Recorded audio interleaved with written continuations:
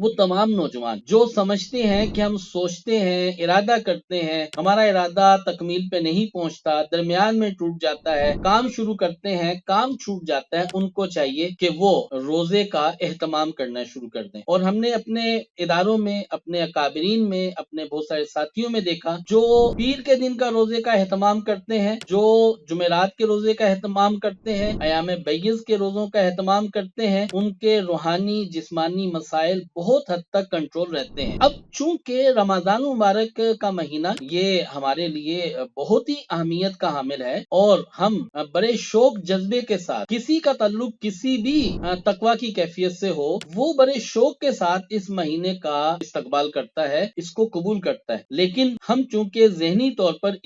اب اس مہینے کو رسمی طور پر لیتے ہیں، اگر ہم اپنی نیتوں کی اصلاح کریں اور یہ کریں کہ ہم نے اس رمضان مبارک کے اندر جو روزے کا مقصد ہے، ہم نے اس کے حصول کی کوشش کرنی ہے، ضرور بضرور مجھے اپنے اندر تقوی پیدا کرنا ہے، ضبط نفس پیدا کرنا ہے، اپنی ول پاور کو انکریز کرنا ہے، اپنے آپ کو کسی کے حوالے کرنا ہے۔ اگر میں یہ چیزیں اختیار کروں اور اس مقصد کے لیے